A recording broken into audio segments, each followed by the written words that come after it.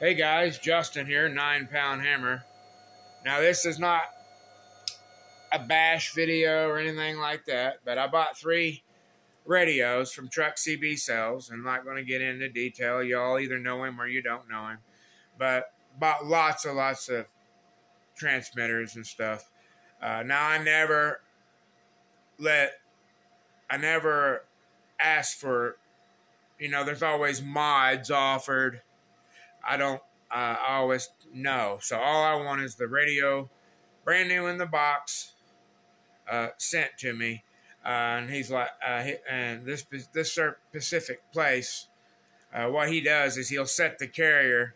He'll do a conversion on them, He does his conversion, and he'll set the carrier at 25 watts with the variable all the way down. And then he'll put it in the box, and then that's how he sells them. But he has options in which you can have all kinds of mods and this and that. Well, I don't believe in all that. But anyways, I bought 3 2970 N4s from that place. And, well, I'm going to say that, I don't really have complaints. One radio is 20 kilocycles, is off. I had to take it and bench it, and it was off. So all I'm saying is, if you get the 2970s from there, just make sure, don't go home and just slap it in the truck and assume, guys, because I'm just trying to save y'all. You want to bench it and make sure. Reason why is because a lot of places tend to kind of overlook the sideband kind of things. Y'all know what I'm saying. So your sideband offsets. Sideband offsets to a person like me is I take it so serious. But a person and a place and a company that just sells these things like by the shitloads all day long, they're mainly selling these things for the truck drivers, the AM talker, and I'm just being real with you. So a lot of times, the sideband side of things tend to get a little overlooked a little bit. That's all I'm saying. I'm a fanatic about it. You guys know that, I'm not trying to be arrogant at all. I'm one of the most avid sideband talkers on the band. I mean, sideband is what I do. So being on frequency, having quality sounding audio is what I'm about. And AM and sideband. I mean, I'm a big bias guy. I like bias circuits, regardless of what mode of operation, because I want to sound good. I want a good controlled audio, which you achieve from the classification of the amplifier. I'm talking about amplified signals, not just the transmitter. And I like a good quality transmitter. There's so many good ones out there, but I generally like an HF rig for sideband because of the filtering, the broadband, the bandwidth, the receiving qualities of the filter. That's why I personally go.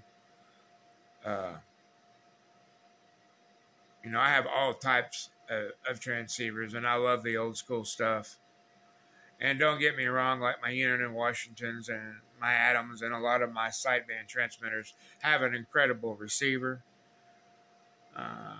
But something like this, the G90, it's honestly, it's truly a whole nother ball game when it comes to your filtering,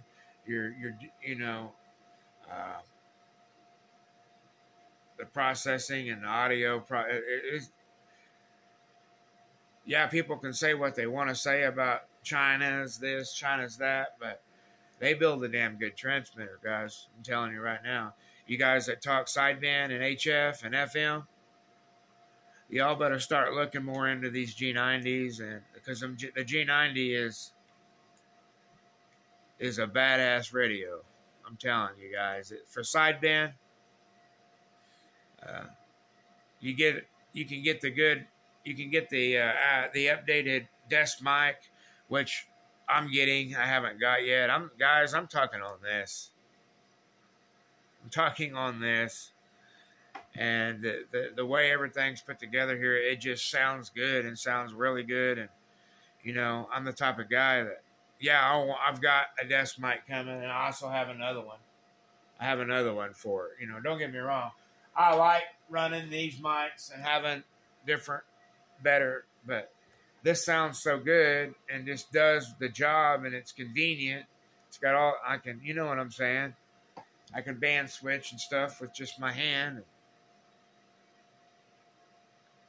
It makes an absolute textbook sine wave on the scope live. So, I'm getting to see, I'm seeing my signal. I see my audio. I see where I'm at on spectrum to the T. So, I know where I'm at when I'm talking, and I know what my audio sounds like. And to me, that's very important as a sideband operator. The whole point to the story is when you're buying transmitters, if you're a sideband guy, and you get radios from that place that I stated, I'm not going to beat it to death. Just make sure you put them on the bench, run them through a spectrum analyzer, make sure, the offsets needs to be 1,000 off the occupied center frequency of the AM carrier. So if you're on 27205 and you go to lower sideband, you want to see a 1,000 hertz, 1,000 offset. If you go up, you want to see 1,000 offset. It's really pretty simple. Yeah, it takes good test equipment, a good accurate piece of test equipment to see this, or a good, I'll say test equipment, a frequency counter.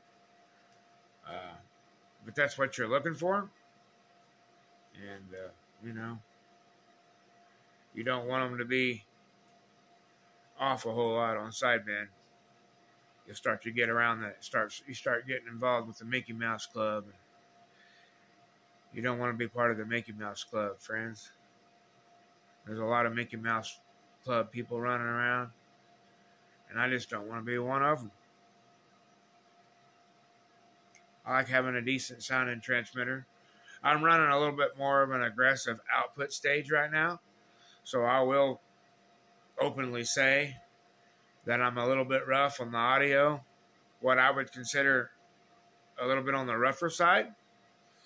But it's because of what I've been running here lately is a little bit more on the plate modulated. So it can get, that sounds good, don't get me wrong, but it ain't got that awesome killer sound that you guys usually hear me. I've got it unhooked. I got something a little bit more crunchy, if you know what I mean. A little bit more around the edges. Y'all take care. 73s from 9 Pound Hammer.